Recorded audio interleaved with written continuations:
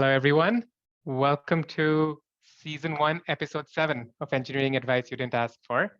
Today, we are getting into getting the title where you are. Before we start, we can do a quick roundtable and introduce ourselves.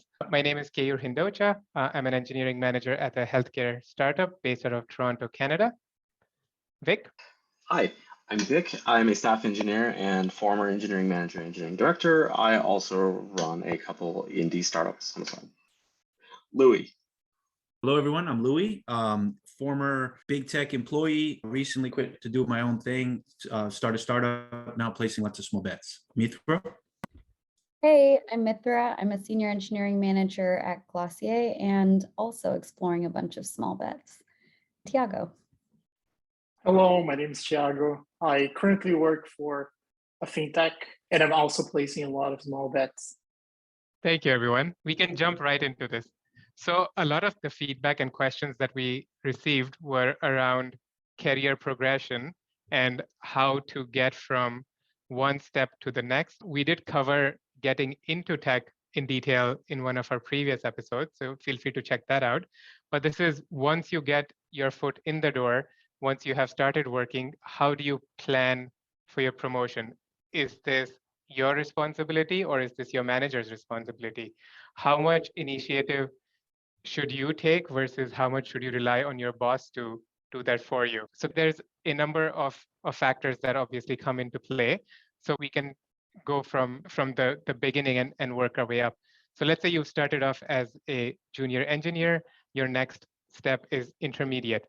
So in your experience, and I'm asking the panelists here, how long should that first step be? In my experience, that's also one that has the biggest tape, but that could be subject to vary from org to org. Is usually 2 years a good enough time to get from junior to intermediate on average? And what level of expertise or accomplishments are expected before you can apply for that promotion or get to that level? So I think that you should be in charge. You should be responsible for taking care of yourself and making sure that the first thing, the biggest mistake you can make is coming into an organization at the wrong level, because that is going to completely screw you over. First of all, you got to make sure that you're not underleveled when they bring you in. If you apply for a staff engineer and they tell you that, oh, according to interview performance, we find you are an SE2 or something like that, this is actually going to be really bad for you because you're going to be fighting to overcome that little hump in the first place before you can get promoted to whatever it is that you want. So that's the first step. Now, the second thing is not every organization, your manager is not going to start off. I mean, the right thing for them to do would be to do this, but not everyone's going to start off saying, hey, we're going to have career conversations every month where we're going to follow a career chart, career guide to figure out where you are and where you need to be. So if they don't do that automatically, it should be your responsibility to talk to your manager and figure out when they're going to do this. Does the organization already have such a guide in order to make sure that you are leveled both correctly right now, as well as you can work toward your promotion? I have an opinion on this whole, you should wait 2 years or you should wait 1 year or anything like that. Because if you are doing the job, and if you're doing the job for the next level right now, you shouldn't have to wait so many years before you get promoted. That is a conversation you're going to have with your manager. And that's why I'm not really okay with this whole, I have to do this thing for 6 months or a year or something like that. I'm going to let someone else talk though. Okay, I'll jump in, Vic. So to answer the original question about number of years of transition to a mid-level role, I do think it greatly depends on the size of the company, the stage of the company, how fast it's moving. And if you are in a very large company, 2 years is on the fast side to go to mid-level. You might get a promotion. And to be clear, mid-level to me, okay, so maybe we should first level set on the levels. What does mid-level mean? And to me, mid-level means around, you're very close to either senior engineer or you're already like a senior engineer 1. A lot of companies will have senior engineer 2 and senior engineer 3 and then staff engineer. They'll have all these intermediary levels. So it depends on the company. But mid-level to me means somebody that's very close to senior in their career. And 2 years is on the fast side to become a senior. Like it's really fast. And so, but if you're in a fast moving startup and you're really good, you might be able to pull it off, but it's really on the fast side. I think 2 to 5 years is a really good progression for somebody to kind of have that solid senior title that they can carry around with them to probably to other companies. But yeah, that's my initial thoughts on that one. And then after that, it changes significantly. So I don't know if somebody else has thoughts on this, but Thiago.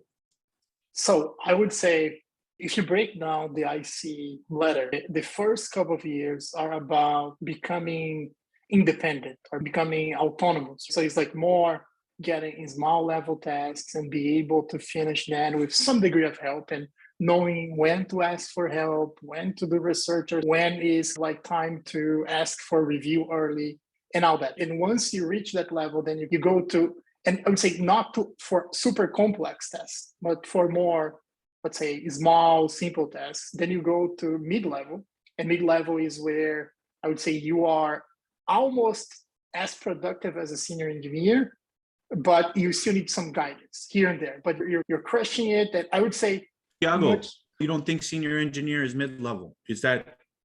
No. So I would say junior, mid-level, senior, right?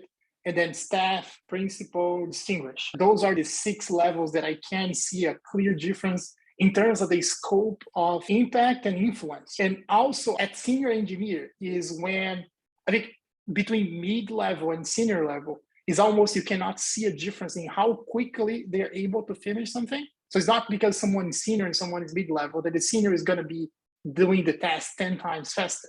It's usually almost the same end result, but I think the senior can maybe have some more nuanced experience and not go in the wrong path. But mid-level is when you reach that state of like full autonomy, but you're still working at only your own, let's say, squad level, and you only care about engineering, you don't care about product, you don't care about design. And I think senior level is when you start to, okay, now you're able to take a leadership role, not only to get a task done, but to coordinate some things and act as a mini lead in that group. And then staff is when you're now like working across different squads and you're like leading complex initiatives that require a lot of coordination, require you to open the path to others. So you would be migrate something big that everybody used to a new version. You're going to be doing a lot of spikes and you're going to be basically clearing the road. And then principal is where you're not only working across different squads, you're more working across different business units or across the entire engineering org. And then distinguish is almost, okay, now you're not only working across all the different business units, but you also have made some impact in the industry outside your company. It might be because you did something inside, but you have an influence that is changing the direction that the industry is going. Okay, the creator of, I don't know, like Datomic, or there are multiple examples, like the person that's helping Kubernetes, or there are many examples, but he's okay, now he's a technology. I think a clear example is the 2 guys at Google that I forgot that created like MapReduce and came up with the whole thing. All right.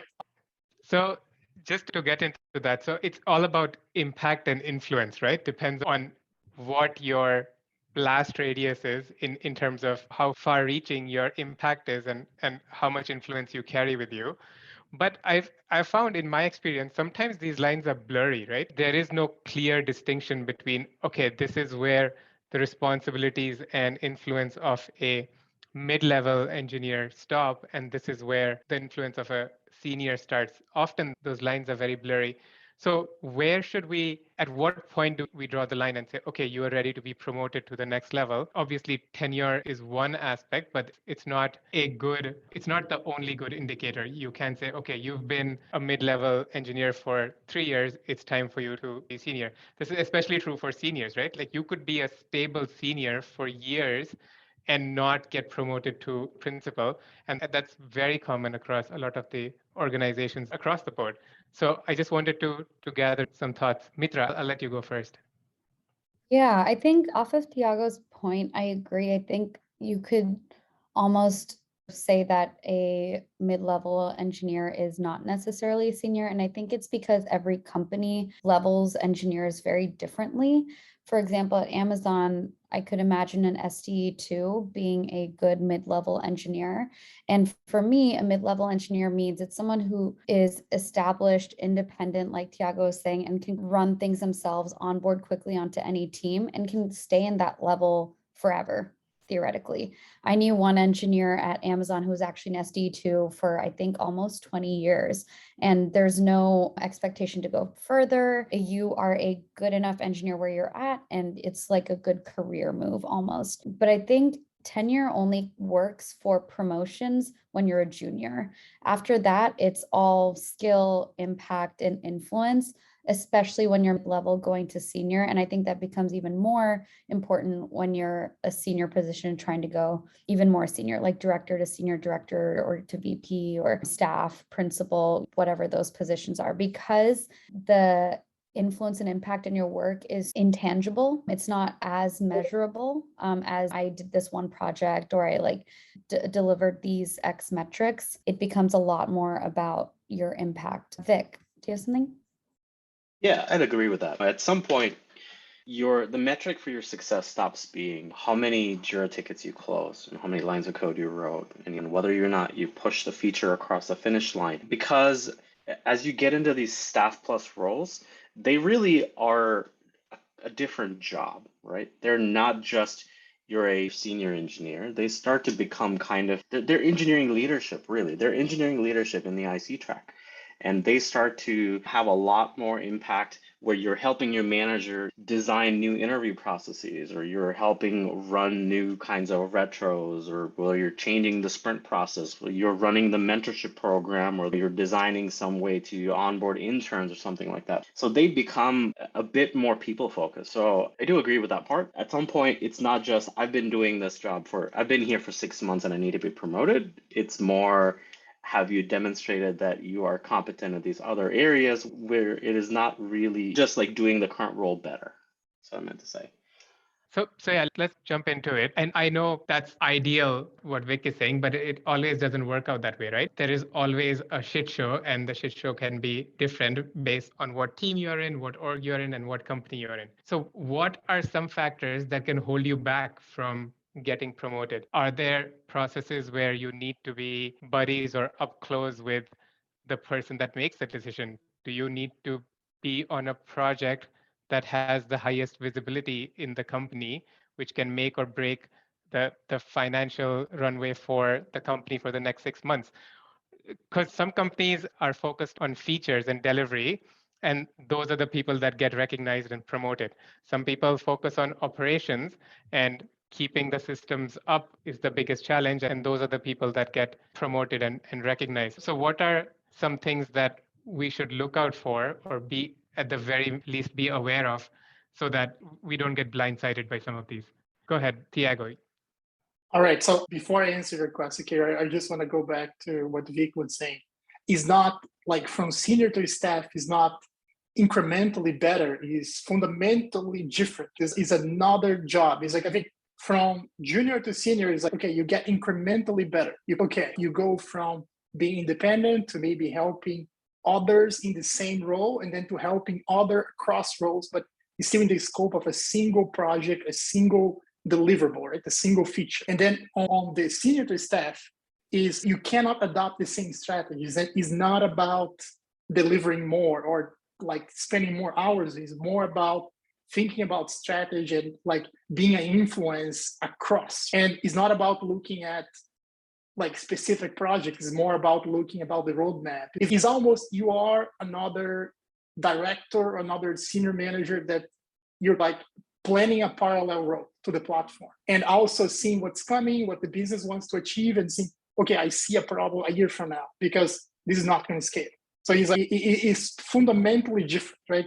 But I would say you guys are probably going to be bored of this because I have said this 100 times. That is the 4 P's framework that I wrote about. It's like platform, product, process, and people. And the reason why I don't start with people is because platform is how you become an engineer, right? How you need to be able to code. Then the next goal is not only be able to code for the sake of it, but actually to be able to deliver something that adds value to the users, the business. And then the third dimension is because, okay, you're now able to code, you understand the feature, but you're not going to be able to scale if you don't have checklists, if you don't have a process that other people can be onboarded on, if you're not helping with interviews, right? It's not scalable to stay on platform and product and forget about how to onboard others or how the process works. And then the last dimension is, okay, now that you're able to code, you understand users, you understand the business, and you have process that kind of make those things happen on the clock, right? Now it's about influencing and inspiring people, and also being that kind of like role model for others to go above the initial three pillars. And the people side is where, in my mind, is the secret sauce to go to staff. And I would say process and people is where the difference is not exactly on platform and product. Even though I would say there are staff engineers that are amazing at one thing, it's not that single thing to make them good staff. It's more how they inspire others to code on their behalf. It's like almost like code by command, not by typing it. You just give like high level ideas and people are so, they really respect you that they go and try to do things, and your job is more review and tweak here and there. But now, going back to your question here, are there factors outside being competent that are needed to get someone to any promotion, actually, not only staff? I would say there are many. And one thing that Will Larson talks a lot on his book, Staff Engineers, about the idea of sponsorship. And he talks a lot about this, is that as you become that staff or principal engineer, is your job to be the sponsor of other people that are from minorities or don't have that opportunity. And same for directors and managers, right? Because it's not only about letting, maybe that person is never going to be able to be in the room where the decisions are being made. So you have to be the one that is going to put some faith, give the opportunity for someone to come in and show that they are capable. Because a lot of people are going to get stuck, not because they're not capable of, but because they don't have a sponsor that's bringing them to the room. And I think that is another trick. Is okay, is politics, I would say maybe it is, but you need to also have sponsors or people that know your vision of career and are going to remember of you whenever there is an opportunity for a stretch assignment. Mitra. Yeah, I think to what Keor mentioned about some organizations are focused on feature development and pushing out new things. Some are focused on operational work. Regardless, they're all focused on one thing, which is a set of metrics for improving the business. If it's operational, they're probably reducing costs in some way. If it's feature driven, they're focusing on growing their revenue in some way. So I think in no matter what type of business or situation you're in, if you're looking to really grow into the next level from mid to senior, you're looking to impact that bottom line, and not just within your team or what your team owns, but how can you influence it in other teams, or maybe bring some insight that people are missing to get the whole company closer to those goals. But beyond that, like Tiago was mentioning, you need sponsors, you need to talk to your manager. I don't think that's enough though. I've had people say, I want to become a staff engineer. I've been a senior for 3+ years. I want to get to the next level. Okay, what are you doing differently than what you've done in the last 3 years? And you need to look at other staff engineers, whether it's at your company or at other companies, and really figure out for yourself what those differences are in the role and in how they act in certain situations. So if they're given a project to execute on, do they maybe attack it differently or go towards implementation differently because they're more focused on the delegation and the bigger picture and asking questions beyond the engineering org, but asking product and data and making sure that all stakeholders are involved? Maybe that's something that's missing there. Or are they more involved in hiring and interviewing and onboarding and improving general processes of the engineering org? That's something then to look at. So I find a lot of people want to get to that next level. Maybe they're unsure what that entails and they're waiting for guidance there. But what it means to be a senior is that you take that initiative yourself. There's a ton of staff engineers out there. There's a ton of information out there on what it entails. And we've talked a bit about it in this podcast and a few other episodes. But I think it's really important to start doing that work ahead of time. And you find that the people who are starting to act in that way before they're promoted, thinking beyond projects and team, it's almost a no-brainer for why a sponsor or manager should support them. Go ahead, Louis. Yeah, so I agree with everything you guys said. I think basically all of that makes sense to me. I think a couple of things that sort of need to be injected into this is promotions quite often are about scope and scope increase. And so when you're more junior, and I think you all laid it out pretty well, you're becoming better at your own tasks and incrementally improving and all these other things.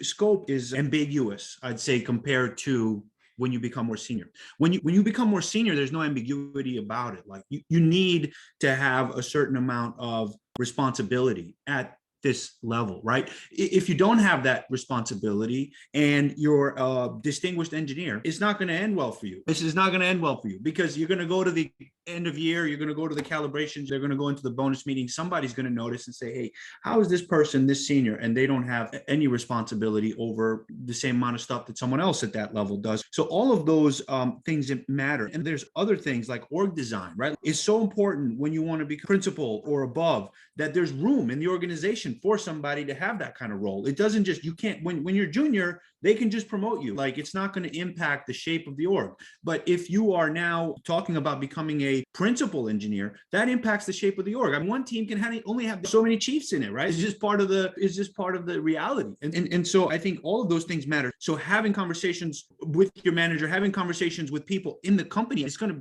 go beyond your manager, right? Because now you're talking org design, you're talking your manager's manager, you're talking other parts of the organization, and you need to be impacting all of those other things the more senior you become. And I think recruiting allies becomes incredibly important. And it's not just because, again, we're almost talking like we need to spin up a new business unit now because you're ready to be an architect of this massive new thing. And then there's one other factor that I don't think we touched on, is this idea of luck. It has so much to do with your ability to get to certain levels. And why? Because you have to be working on something big enough. Something has to succeed. Otherwise, they're going to, I mean, and I think Gergely does a really good job on Twitter. He talks about promotion-driven development, which is this idea that they're just going to make some fake shit up so you can get promoted to this very senior title. And basically, the whole thing is, the whole project's a dud, basically. It's not really, they don't want to lose the engineer. So they spin that whole thing up. And so that's very unrealistic, but some companies maybe can afford to do that. But generally speaking,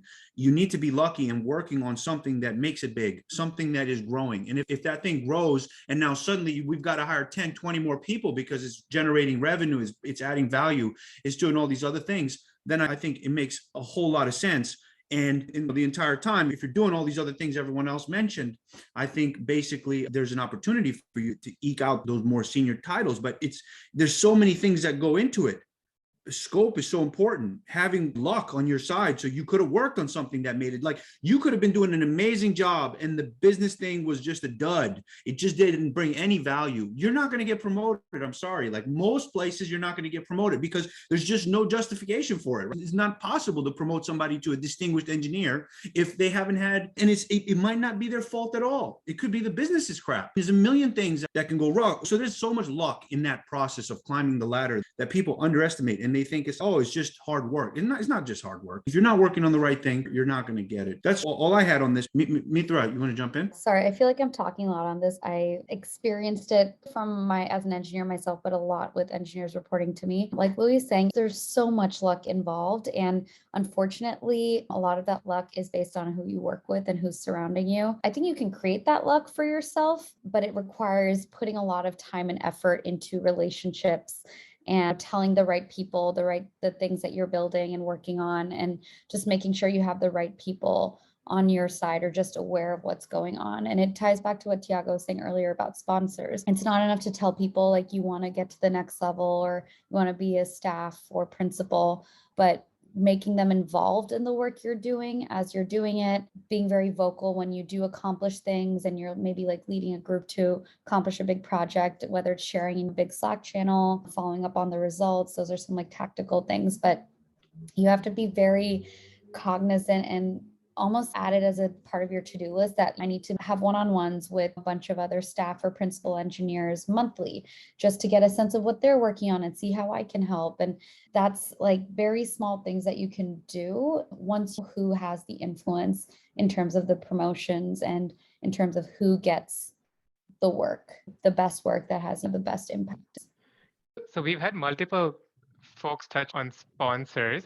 So what do these sponsors look like? Are these mentors that you go looking for in the organization that are in a role that you aspire to be, either currently or previously? Are they peers of the role that you want to be in? And there was another point earlier about activating your sponsor, right? How do you go include these sponsors and have them as allies in your progression path? Do you actively go and tell them, this is my path, I want to be a distinguished engineer next, give me some tidbits on what I should do next and where I should go? Or is it something that you just schedule your one-on-ones and through osmosis you learn and you gather insights around what they did, learn from their experiences, and then try and mimic it on yours so you can get to the next level? Tiago, do you want to share your thoughts? Yes, to get sponsors. One way, I learned this from a friend of mine that he was telling me how he was able to grow so quickly. And one of the things that he said was this: on the first maybe 3 to 6 months in your new company, but it also applies if you are on the job for a while, look around and find people that are really good at 1, 2, 3 skills that you really appreciate, you really admire that person for that, right? Or look at someone want to be in like 3 to 5 years, but pay deep attention to and take notes. Like just observe how they act in meetings, what they do on their day-to-day, how they respond to Slack messages. And then here's the hook: schedule a one-on-one with them. And during the one-on-one, be precise about and tell them exactly what you observe. And basically, to summarize this, at the end of the conversation, you should say, like, for example, Mitra, I really love how you're able to facilitate meetings. I remember this meeting that we were like running around and you came in and you gave this vision, and you end the conversation saying, I would love if I could take anything out of your plate. Or like even better, you could say, I see a few opportunities here and here. Do you feel that I can help if I do X? Do you feel that? And you pretty much, you already did the job. You look at the skill set and you look exactly at what areas that you're not asking to be, for them to be your mentor. You're indirectly taking something out of their plate, right? So that's one path I think is really powerful, especially if you have a lot of great people in the company. And most people are going to be open to that, even if they are SVPs and above. If you ask them, like you can be like a junior engineer. If you ping them on Slack and say, hey, I noticed this, would you be open for a one-on-one? And it's like, in most companies those days, there is no such thing as hierarchy, right? I actually think what you were describing, Tiago, is a little bit of a mentor, where I feel like a sponsor is a little different. So I was lucky at Amazon to have both. And at big companies, they're likely to set up ERGs, for example, for women in tech. And so through that, they set up mentorship programs or a sponsorship program. It's not always guaranteed. That was set up 3 years into me being there. Bigger company where people have the time and resources and there are enough people in the org, I highly recommend you setting that up or at least seeing what can happen there. But a sponsor, I think, is someone who is likely in the room for promotions or has enough impact on the people who are in the rooms and isn't necessarily guiding you on what projects to do or getting more insight into their day-to-day work. My sponsor, for example, was, I think, a senior manager at the point when I was still an engineer. So it wasn't necessarily related, but they could speak to my work and my impact and my diligence, let's say, towards getting to the next level. So it's almost like a second manager in the room for the promotions. Where a mentor is that person where you have these one-on-ones. I believe you should have one-on-ones bi-weekly or monthly with both, but you have meetups more to get support on like code reviews, for example, if that's where you're struggling, or you need help writing better docs, or you're struggling with communicating with a teammate. So I see mentors as more of helping with the day-to-day nitty-gritty, and sponsors having a very specific goal of, I'm going to support you and get you to the next level, whatever that is, because I can influence the people there. Louis? Yeah, I think basically in terms of influence and all these other things, a lot of engineers underlook this whole idea of the business, the product, other folks that are not in the engineering org. And I think more senior people understand that obviously this is a thing that needs to work really well together. But folks on the more junior side tend to ignore that, right? Like they just focus on, I want to be really good at code. I want to be, but I've gotten an immense amount from mentorship from folks that weren't even in engineering. And you don't, and by the way, this whole mentorship and look, you can pick it up from osmosis. Like you don't need somebody to just sit down with you as long as they let you in the room, as long as they bring you to the meeting. And I was very fortunate with earlier on in my career, when I was more mid-level, I was brought into the room on all of the business conversations. I got to witness somebody who was very young running a very large marketing organization. And for me, it was astonishing to see her do that. And it was just, and she brought me in because I was building tools for her and her team through osmosis. I didn't need her to tell me, Louis, this is what you're going to do when you build a team. You just see the way that she's divvying up the work. You see the way that they're planning. You see all these other things. And you could do that as an engineer. It's not that easy, but you can do that. But one thing you can definitely do is talk to those people, talk to the business, because I think a recommendation from somebody that comes outside of tech is weighed so heavily. A lot of people underestimate that. If somebody comes in from the business unit that you're working with or from product and goes to your manager or your manager's manager, even better, and says, Louis been crushing it. I mean, that's it. That's like the final nail in the coffin on your promotion. Like it's dead. It's going to happen in a good way. And so I found that to be really valuable. Kiera, you want to jump in? Yeah, that's great, Louis. I think that's very actionable.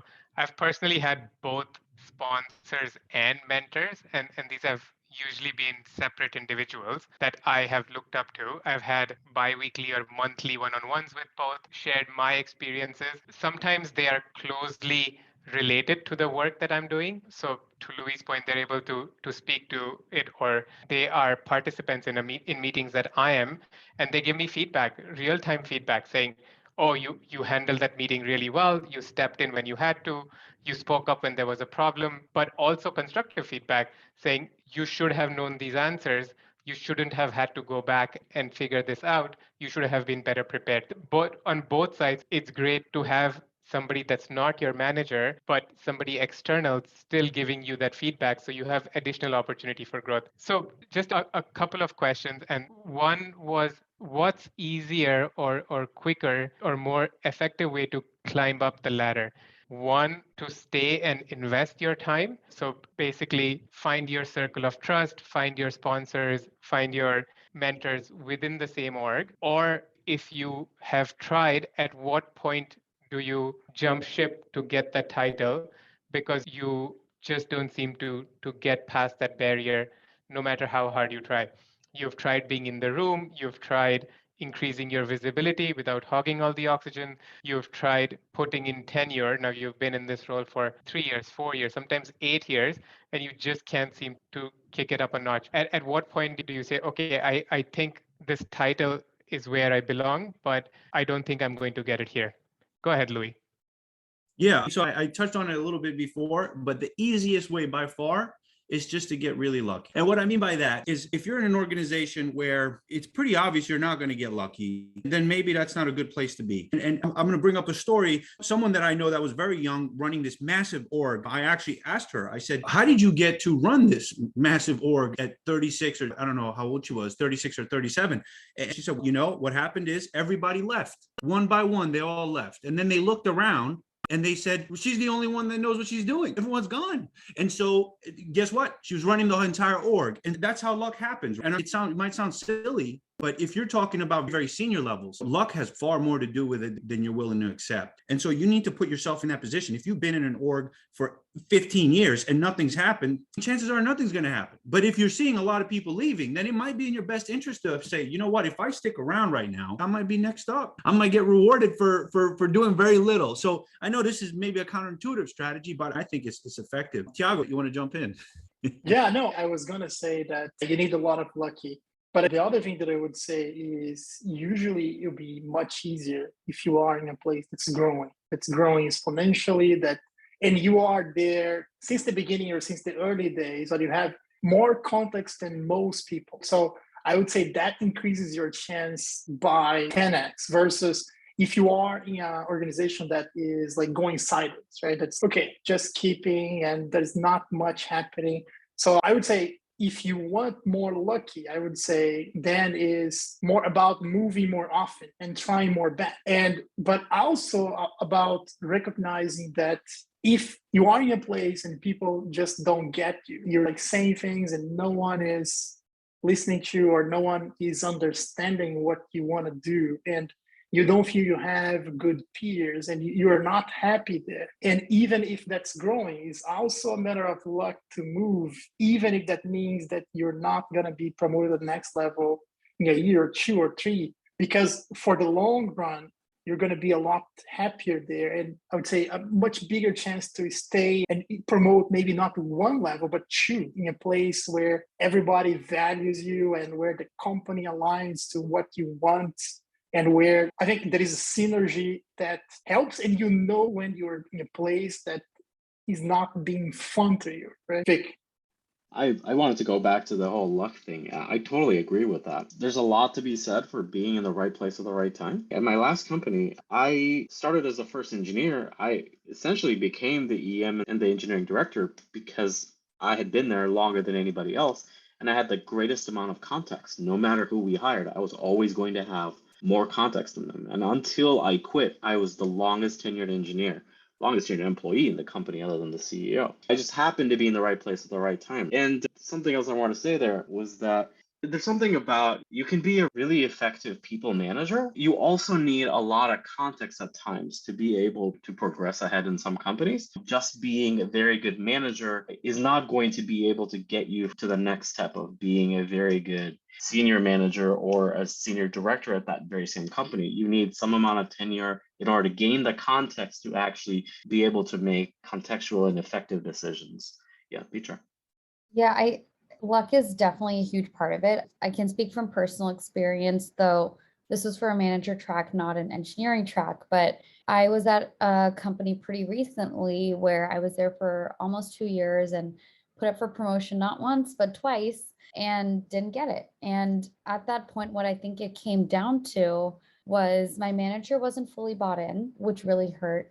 Even if they eventually say, yes, we're going to do this for you and we're going to write the promo doc, you can tell if they're really going to fight for you or not. And if they're not fully bought in, they're not going to. And sometimes it's the luck of it's the company person fit, which I think we've talked about a little bit. Fit is probably the most important here, and that can really impact the promotion as well. Maybe you're doing all the right things, you're checking off the career ladder, but especially at a senior level, you'll probably notice that even though there's a career ladder framework that people technically should use, they're going to say that it's just guidelines. It's a starting point. It is not actually how we evaluate you. And it's a lot more of how we feel you've been impacting things. And like we've been talking about for a while now, it's a lot more intangible what your impact is. And if that company person fit or culture person fit just isn't there, no matter how much work you do or how many impactful projects you deliver, how many things you feel like you check off the checklist, it may never get there. So I think at that point, you have to just tell yourself, even if I get the promotion, will I be happy here? Will I be successful in that promotion? Maybe not. And it's time to leave. And that's eventually, what I did. Vic? Yeah, totally. And if you don't get that promotion and you've tried this and you think that you deserve this promotion, you've done all the work for it, this may not be the place that you want to be. Clearly, they're not recognizing your efforts and they don't value you in that way, or you have a mistaken impression of yourself. One of those two things, right? And I think you should leave. You should leave and you should go find some other place. And now that whole like getting leveled at the time of joining a company part comes back into play. And you either try to join your next company at the level that you want, or you basically are starting from zero, not zero. If you're a staff engineer, they want to get promoted into a principal. You start at a staff level and you try to work your way to a promotion again. And maybe this time it's going to work out for you because the company fit is much better for you. The culture of the company and how they do promotions and all that is much better. And you're able to demonstrate your impact, and it is actually getting recognized by the people, whether it's a promotion by committee sort of situation like they do at Google, or whether it's a manager and your peers and a principal committee sort of thing that they do at your place. Thiago. Yeah, I fully agree. The one thing I would say, and is exactly what you said, Vic, is that if you have a plan to be promoted, you did everything that was there. There was not really a clear feedback and a really, I would say, meaningful feedback on why you were not able to reach the impact that you thought you actually did. I would say that the best thing to do is leave or to move to a different org inside the same company, to a different manager, right? To a different part of the org that is going to believe you, and in that way you're not going to start from the ground up again in another company.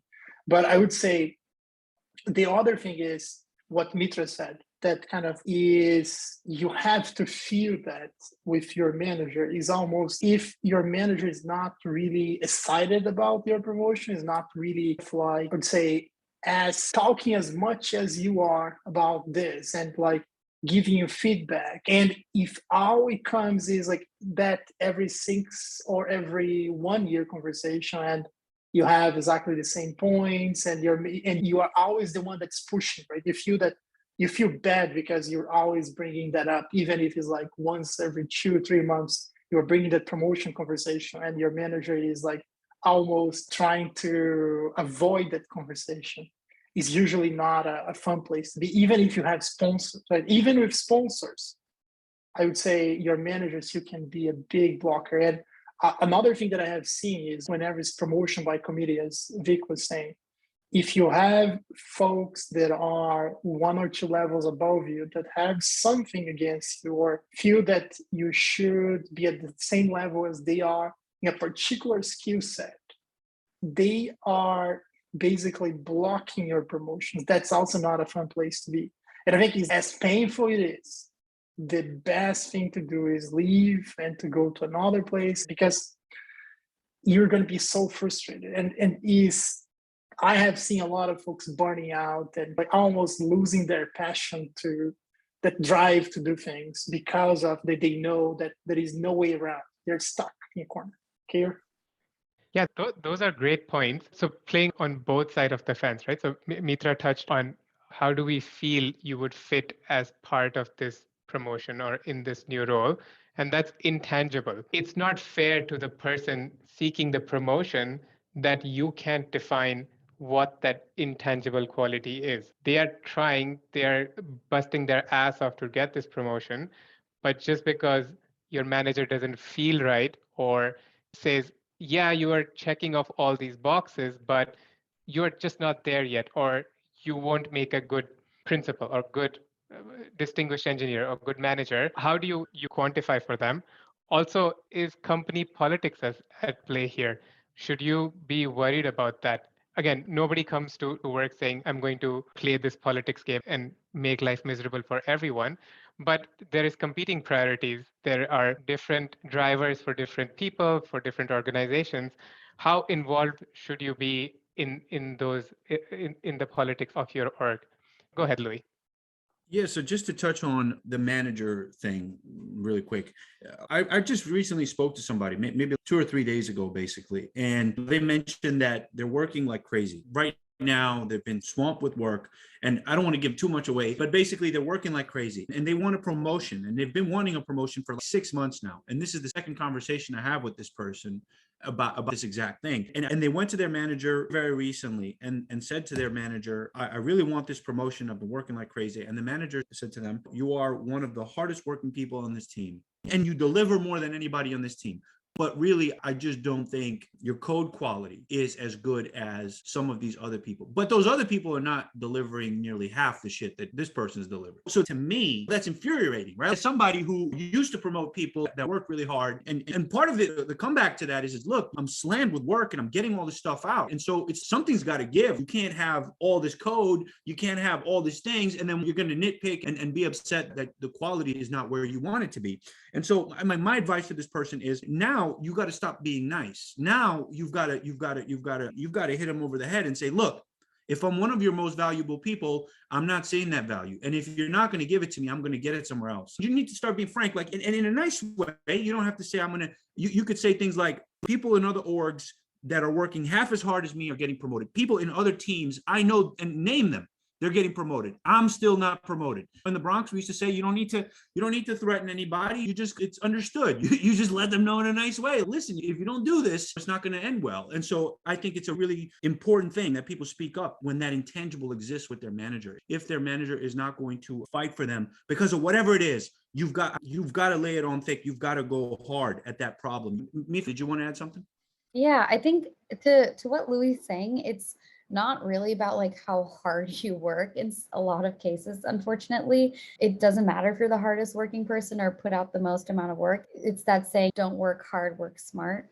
And I think you need to look at, what does my team need? What do they value? What does the company and leadership here value? And let me hyper focus on that. And if some other things fall to the wayside, that's fine. If your company is just struggling to organize and they really rely on process and getting things organized, focus on that over churning out a bunch of code reviews. If your team has a big deadline coming up and they need things to get pushed out, then you focus on coding a shit ton, but also organizing the rest of the devs and making sure that things are like on track and in progress. So I think you have to really look at like, be smart about where you put your time and your effort. And in some way that is political, unfortunately. So yeah, it sucks, but you have to play the game, especially in bigger companies. And Louis is right, the big companies, every team is so different. You can have people who work half as much as you getting promoted to levels above you, and it's not equal at all. So you really have to, again, look at the organization you have and say, are they valuing what I bring? And at a smaller company, you can look at it as a whole company level, but in bigger companies, you have to look at the individual teams and orgs that you're in. I feel a little bit like this is also a communication issue. We talked about this in the one-on-one episode and the how do you know if you're going to get fired episodes, right? It should not be a surprise to you. In the same way, I feel a little bit like you should be having these check-ins with your manager on whether or not you are on the right track. Are you working toward a promotion? And this is not on you or your manager. It really is a bit both of you, right? You should be knowing, and they should be telling you, oh, here we are in month 1 of our check-in, and you're really great, but I happen to notice that you've not been working on the things that we need you to work on toward your promotion. Here we are in month 3. At this point, at some point here, you're going to realize that 6 months in, I'm still not working on the things that my manager thinks are important. That's unfortunately not the way that it ends up working, which is why people are always surprised when they don't get promoted. Yeah, Thiago, what do you think? Yeah, I would say is you almost want them, and I know this is cheesy and probably not what folks want to hear, but is you want to do the reverse path. Is you want to have folks like asking, why are you not at your next level? Or you want to almost confuse people that they like, okay, they believe you are at the level that you want to be because you're already doing the job. I think that's like probably the most effective way of being promoted is just do the job, and then it's going to be a formality. But I know there are a lot of elements that come to play, and a lot of that is politics, and a lot of that is about having the opportunity, and the opportunity not being the same for everybody. But I would say, of course, if you have a manager that's guiding you, that's awesome. If your manager at least is being clear on their position for day 1 every week, right? Okay, feedback every week. Like, no, it's not good. Okay, that's great. If it is once a year, that is a surprise on the review, that's a really bad sign. But I think if there is one thing to do is like really look at what folks that are at the next level are doing that you're not, and try to do those things as much as you can without leaving any big gaps on your current role. That's what I would say. And it's like the best promotions is when like folks come to you as the manager of that person and tell, hey, why is Vic still not the staff engineer? What's going on? Why he's stuck at that level and he's already doing more than the other staff engineers? So I know it's hard, but if you get to that level, it's almost like undeniable. And you can get recommendations, and you can even go and do a lateral move to another company because you're going to have a lot of people backing you up, and you're going to have a lot of stories to tell in interviews, a lot of things that you already did. So it's like, if you have a manager that's a douchebag, right, the best thing to do is try to build your portfolio of projects, right, your staff projects, and then take them and try to, if there are no NDAs, but try to make them as cases to your next interview. And if you can get recommendations from folks that didn't have enough influence to help you to be promoted inside, but they can be your reference in your next job, that can help a lot. Thank you, Thiago. I think that's some amazing advice. We covered a lot. So make sure you're an asset for your company. Keep networking. Go find your sponsors, your mentors. And once you are operating at that next level, the title will follow. So this was great conversation. Thank you, everyone. Stay tuned for our next episode. Thank you.